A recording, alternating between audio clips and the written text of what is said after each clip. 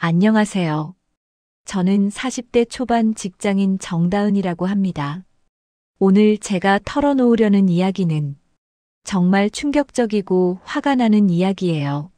하지만 혹시 저와 비슷한 상황에 계신 분들이 있다면 조금이라도 도움이 됐으면 하는 마음에 용기를 내어 써봅니다. 제 오빠와 올케에 대한 이야기인데 정말 믿기 어려울 정도로 충격적인 일들이 벌어졌어요. 하지만 끝은 그래도 괜찮았어요. 긴 이야기지만 끝까지 들어주세요. 저희는 강원도 외곽에서 소 키우고 농사 지으며 평범하게 살아가는 가정이었어요. 부모님은 정말 성실하고 소박한 분들이시고 저와 오빠는 그런 부모님 밑에서 건실하게 자랐죠.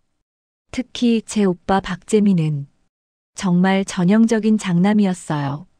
책임감 강하고 성실하고 가족들 챙기는 걸 당연하게 생각하는 그런 사람이었죠. 오빠는 고등학교 졸업 후 서울로 올라가서 회계학을 전공하고 세무회계사무소에서 실장까지 올라간 능력 있는 사람이었어요. 정말 자랑스러운 오빠였죠. 그런 오빠가 36살에 갑작스럽게 결혼을 하게 됐어요. 여자친구 장소희 씨가 임신을 한 거였어요. 처음 그 소식을 들었을 때 부모님이 좀 당황하셨지만 오빠가 워낙 책임감 강한 사람이라 당연히 결혼해야지 하면서 흔쾌히 승낙하셨어요. 다은아, 형수님 정말 괜찮은 분이야. 오빠가 장소희 씨를 소개할 때 한 말이에요. 실제로 처음 만났을 때 장소희 씨는 정말 좋은 인상이었어요. 키도 크고 예쁘고 말도 잘하고 무엇보다 우리 가족한테 정말 친절하게 대했어요. 어머니, 아버지, 안녕하세요. 앞으로 잘 부탁드립니다. 정중하게 인사하면서 비싼 선물까지 들고 오더라고요. 이런 거 안 사와도 되는데 부모님이 말씀하시니까 괜찮습니다. 제가 정말 하고 싶어서 사온 거예요. 그런 식으로 정말 완벽한 며느리 같았어요. 결혼식도 조촐하게 했지만 정말 화기애애했어요. 장소희 씨 가족들도 좋은 분들 같았고, 신혼집은 오빠가 서울에서 전세로 얻었고, 장소희 씨는 미술을 전공해서 아이 미술학원을 운영할 계획이라고 했어요. 형수님이 정말 야무지네. 제가 그렇게 말하니까, 그러게. 우리 재민이가 복 받았어. 부모님도 정말 좋아하셨어요. 결혼 8개월 만에 장소희 씨가 쌍둥이를 낳았어요. 두 아들이었는데 정말 예쁘더라고요. 다은아, 삼촌 됐네. 오빤 정말 행복해했어요. 아이들 보는 눈빛이 완전히 달라졌죠. 장소희 씨도 처음에는 정말 좋은 엄마, 좋은 며느리 같았어요. 산후조리 기간에 저희 부모님이 서울로 올라가서 도와드렸는데 정말 고마워하면서 잘해주더라고요. 어머니, 정말 고마워요. 어머니 없었으면 어떡했을 뻔했어요. 뭘, 당연한 거지. 아니에요. 정말 감사해요. 그런 대화를 나누는 모습을 보면서 저도 오빤 정말 좋은 사람 만났구나 싶었어요. 아이들이 조금 자라서 명절이나 휴가 때마다 강원도 집에 내려왔어요. 장소희 씨가 정말 적극적으로 집안일을 도왔어요. 김장할 때도 새벽부터 일어나서 배추 다듬고 양념 만들고 정말 열심히 하더라고요. 소희야, 너무 무리하지 마라. 엄마가 말씀하시면 괜찮아요, 어머니. 재미있어요. 그런 식으로 웃으면서 일하는 모습이 정말 완벽했어요. 농사일도 마찬가지였어요. 소먹이 주는 것도 도와주고 밭에서 풀도 뽑아주고 도시에서 자란 사람인데도 전혀 싫은 내색 안 하고 열심히 해주니까 부모님이 얼마나 좋아하셨는지 몰라요. 우리 소희가 정말 착하다. 재민이가 복 받았어. 그런 말씀을 자주 하셨어요. 저도 솔직히 올케 정말 괜찮다 싶었어요. 완벽한 며느리, 완벽한 엄마, 완벽한 아내. 그런 이미지였거든요. 아이들도 정말 잘 컸어요. 쌍둥이인데도 서로 다른 성격이었지만 둘 다 밝고 건강했어요. 그렇게 몇 년이 지났죠. 정말 평화롭고 행복한 시절이었어요. 그런데 쌍둥이들이 고등학교 3학년이 되던 무렵이었어요. 갑자기 오빠의 모습이 이상해지기 시작했어요. 처음에는 별거 아닌 줄 알았어요. 살이 좀 빠진 것 같기도 하고 얼굴이 좀 피곤해 보이기도 하고 형, 요새 일이 많이 바빠? 응, 좀 바빠. 괜찮아. 그런 식으로 대수롭지 않게 넘어갔어요. 하지만 시간이 갈수록 심해지더라고요. 명절에 집에 왔는데 오빠 체중이 정말 많이 줄어 있었어요. 재민아, 많이 말랐네? 엄마가 걱정스럽게 물어보시니까 아, 다이어트 좀 했어요.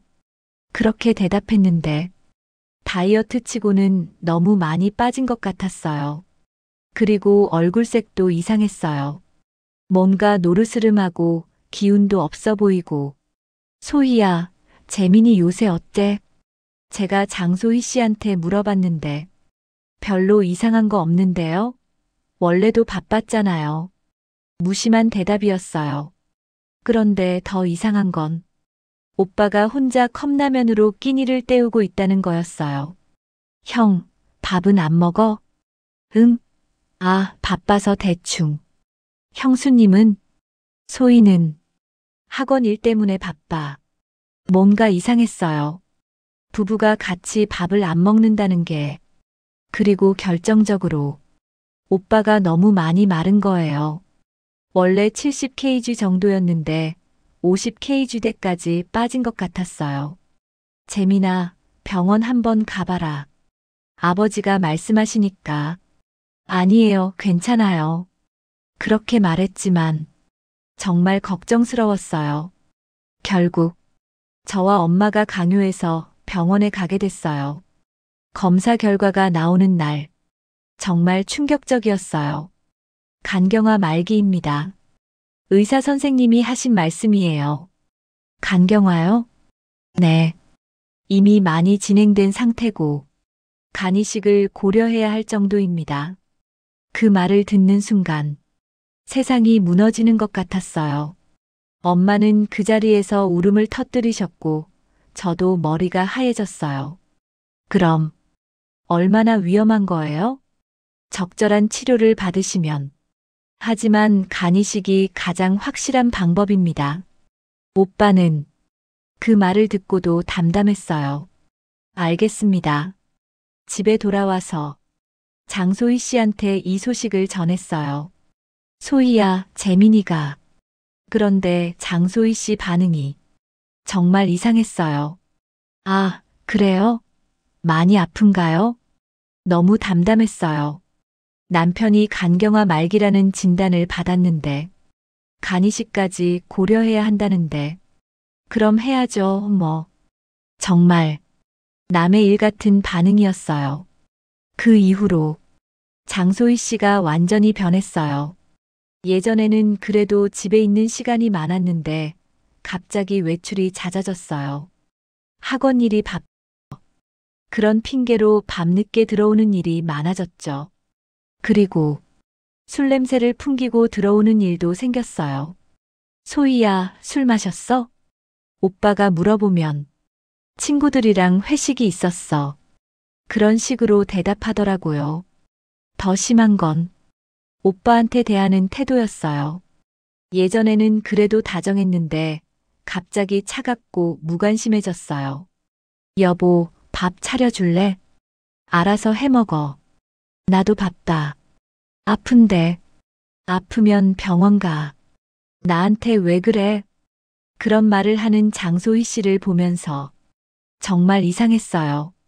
한 번은 제가 오빠 집에 갔는데 정말 충격적인 모습을 봤어요. 집이 완전히 엉망이었어요. 설거지는 안 되어 있고 빨래는 쌓여 있고 오빠는 침대에서 컵라면 먹고 있었어요. 형, 왜 이래?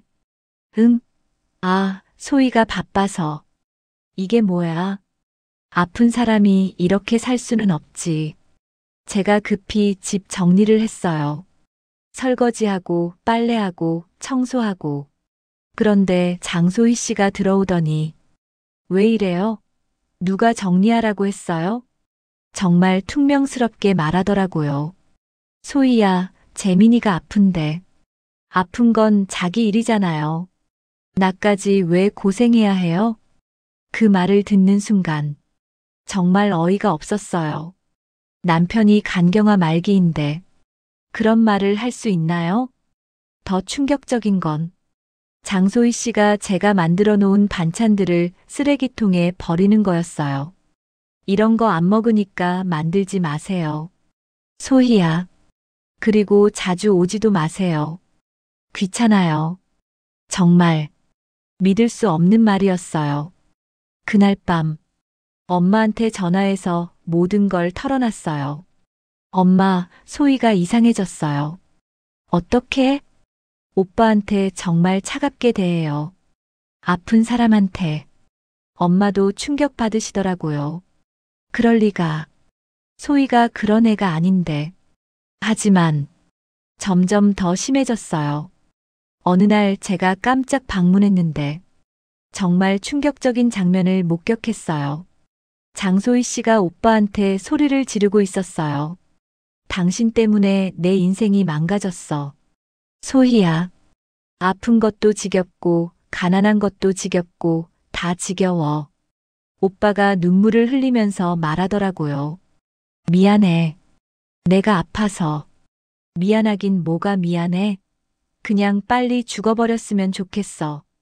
그 말을 듣는 순간 정말 머리가 돌 것 같았어요. 소희야, 지금 뭔 소리야? 제가 소리쳤는데. 언제 왔어요? 아무렇지도 않은 표정이었어요. 지금 뭔 소리 한 거야? 별거 아니에요. 부부 싸움이었어요. 부부 싸움이 저런 게 어디 있어? 그건 우리 일이니까 신경 쓰지 마세요. 정말 뻔뻔했어요. 그날 이후로 저와 엄마는 뭔가 대책을 세워야겠다고 생각했어요. 장소희 씨의 행동이 너무 이상했거든요. 결국 오빠 집에 소형 카메라를 설치하기로 했어요. 다은아, 이렇게 해도 될까? 엄마, 오빠가 죽을 수도 있어요. 뭔가 조치를 취해야 해요. 정말 마지막 방법이었어요.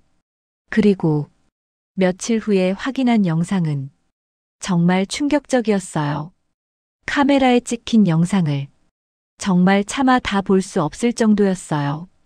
장소희 씨가 오빠한테 얼마나 심하게 대했는지. 당신 같은 병신이랑 살 수가 없어. 빨리 죽어버려. 보기만 해도 역겨워. 그런 말들을 아무렇지도 않게 하더라고요. 오빠는 그냥 고개 숙이고 참고 있었어요. 더 충격적인 건 다른 남자가 집에 온 거였어요. 장소희 씨가 오빠가 병원 간 사이에 낯선 남자를 집으로 데려온 거예요. 그리고 정말 믿을 수 없는 일들이 벌어졌어요. 소희야, 남편은 언제 죽어? 몰라.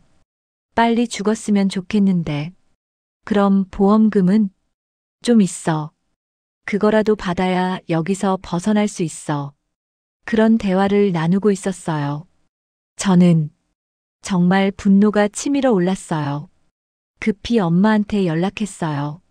엄마, 큰일 났어요. 왜? 소희가 바람났어요. 그것도 오빠 죽기를 기다리면서. 엄마도 충격받으시더라고요. 그럴 리가. 증거가 있어? 영상이 있어요. 우리는 급히 쌍둥이들까지 불러서 가족 회의를 했어요. 아이들도 이제 고3이니까 알 권리가 있다고 생각했거든요. 할머니, 고모, 왜 이렇게 심각해요? 너희들 충격받을 수도 있는데 그래도 알아야 할 것 같아. 그리고 영상을 보여줬어요. 처음에는 아이들도 별거 아니라고 생각했는데 점점 표정이 굳어지더라고요. 장소희 씨가 오빠한테 욕하는 장면, 다른 남자와 만나는 장면. 특히 빨리 죽어버렸으면 좋겠다는 말을 들었을 때 쌍둥이들이 울기 시작했어요. 엄마가 그런 말을 아빠한테 그렇게 말했다고 정말 충격받더라고요. 오빠는 영상을 보면서 눈물을 흘렸어요.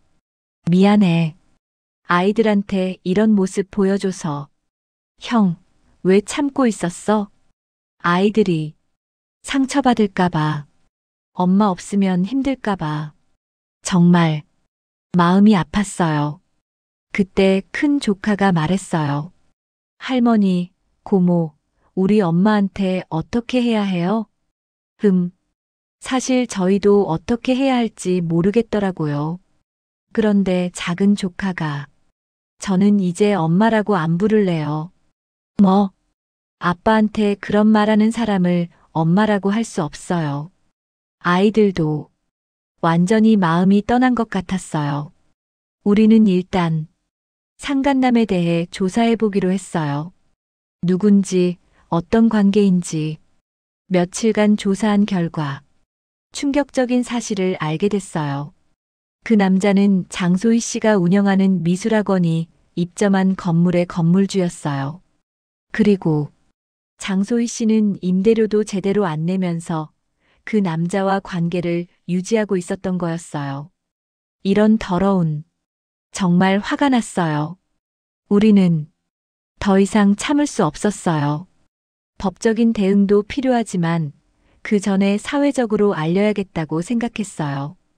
그래서 미술학원 앞에서 1인 피켓 시위를 하기로 했어요. 피켓에는 이렇게 썼어요. 우리 미술학원 원장은 아픈 남편 두고 상간남과 바람났습니다. 간경화 말기 남편에게 빨리 죽어라고 말하는 원장입니다. 정말 부끄러운 일이었지만 더 이상 참을 수 없었어요. 첫날은 제가 혼자 나갔어요.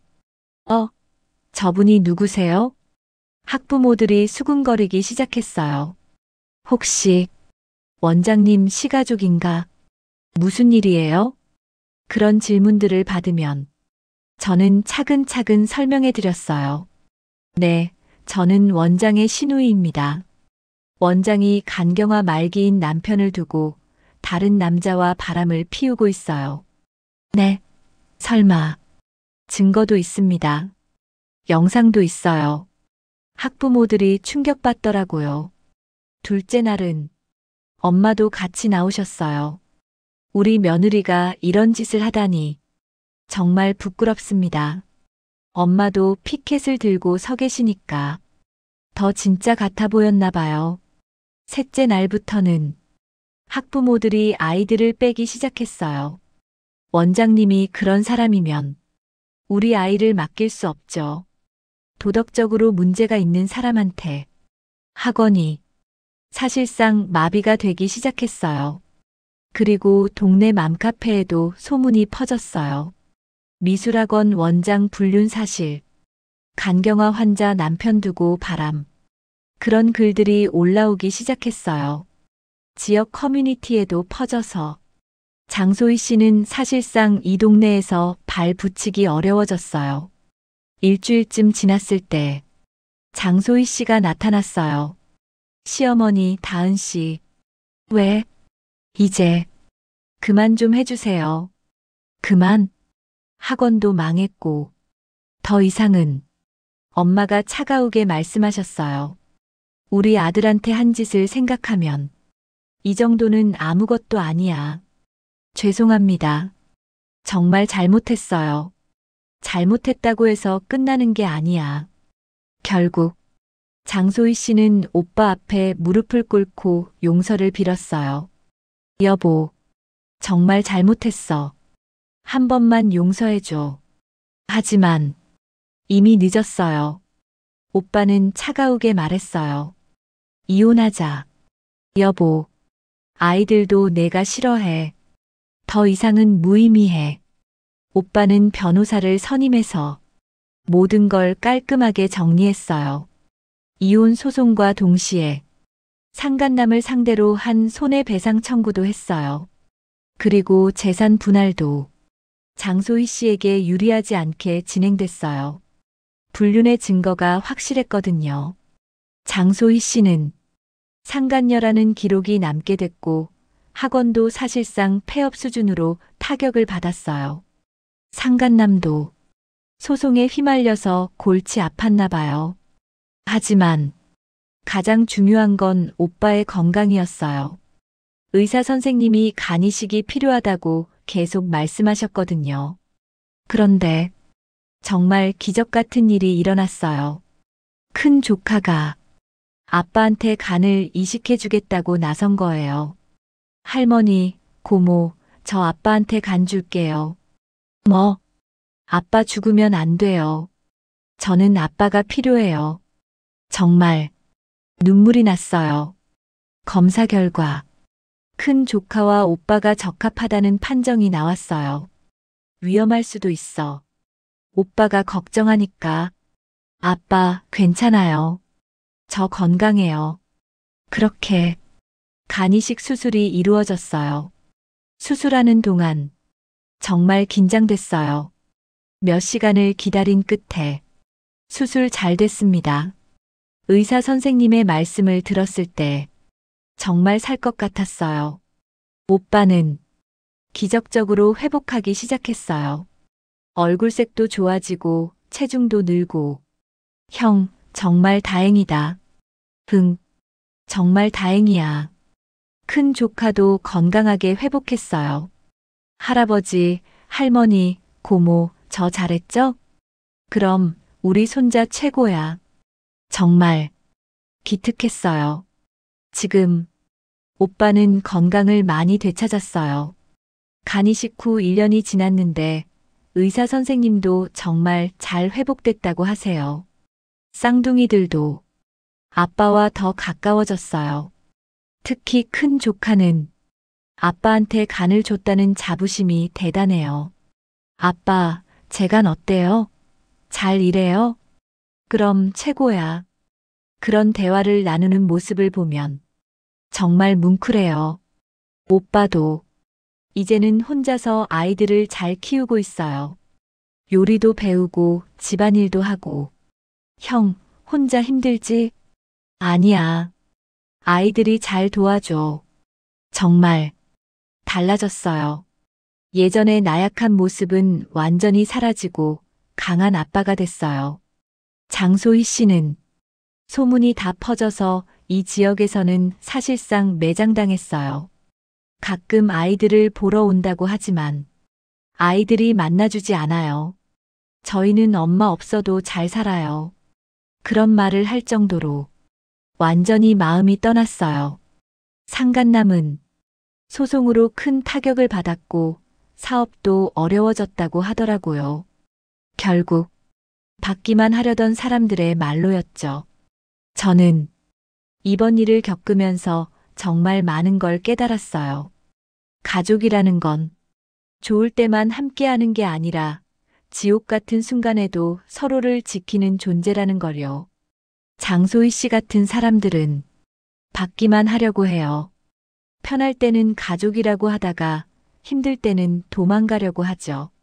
하지만 진짜 가족은 큰 조카가 아빠한테 간을 줬던 것처럼 정말 어려울 때 자신을 내어주는 사람들이에요. 요즘 우리 가족은 예전보다 더 단단해졌어요. 주말마다 모여서 밥 먹고 아이들 공부도 봐주고 오빠도 건강해지면서 웃음이 많아졌어요. 다은아, 고마워. 뭐가? 내가 없었으면 나 죽었을 거야. 무슨 소리야? 당연한 거지. 정말 당연한 거예요.